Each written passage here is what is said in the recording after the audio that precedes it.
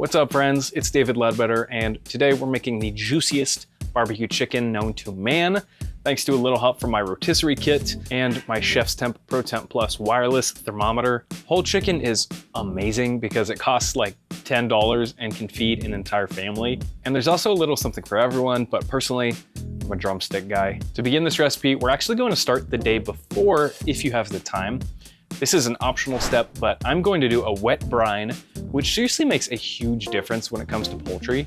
I'm using this bird brine from How to Barbecue Right, and it's got tons of delicious spices and seasonings that the chicken literally soaks up overnight. This process will make your chicken not only more flavorful, but also juicier. Just trust me on this one. We'll add 1 cup of brine to about a gallon of water using either a huge pot or one of these marinating barbecue bags, which you can also get from How to Barbecue Right. Links below for all that stuff. Also notice I have a clean hand and a dirty hand. I always make sure that the dirty hand is handling the chicken and that it's covered with a latex gloves, which I always remove and throw away before touching anything else. Safety first, folks. You don't want to mess around with chicken.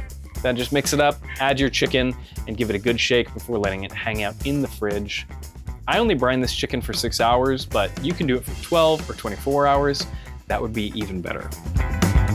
While you can't notice a visual difference, that chicken has absorbed tons of flavor and is going to give you a far better end product. Now you get to pretend to be one of the 3 musketeers brandishing a sword, and we're gonna skewer this onto our rotisserie, which doesn't take too long. You wanna go right through the middle and then just make sure everything is super secure.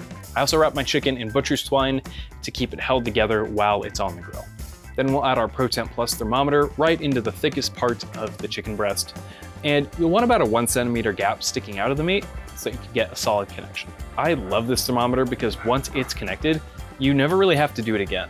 You can start your cook using the Chef's Temp app and then just use your phone to check the temperature from literally anywhere. It just works great.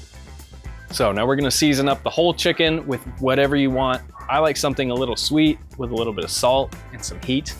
Also, the red color on this How to Barbecue Right barbecue rub just looks amazing.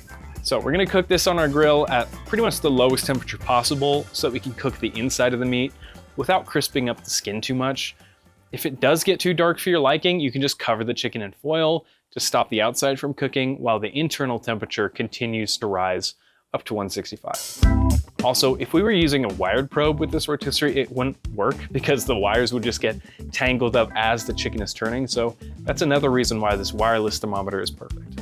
For a nice little side, I'm doing some quartered potatoes because it sounds good.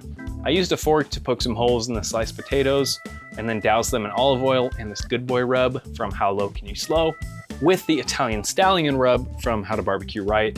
It's a little salty, a little herby. I tossed them together and then preheated a baking sheet on my Traeger on high for about 10 minutes. It gets that baking sheet really hot, and when you put the potatoes on, it gives them this amazing crust and color as they're cooking. Once our chicken hits 165 internal, we're gonna take it off, and you'll notice that the temperature will rise a few degrees as it's resting. This is normal, it's nothing to stress about. As you can see, this thing is juicy as heck. It's really flavorful. For some reason, when chicken is cooked right on the bone, it just is juicier. For some people, the skin is a little too dark, but personally, I like it really crispy like this. But again, you can cover the chicken in foil. After resting about 15 minutes on the counter, you can slice it any way you want. To be honest, I'm not great at carving up chicken. There's 100 ways people like to do it, but as I mentioned before, for me, it's those juicy, crispy drumsticks that get me every time. All right, friends, that's what we got. Thanks for watching. Happy grilling, happy cooking, happy rotisserieing. See you guys again soon.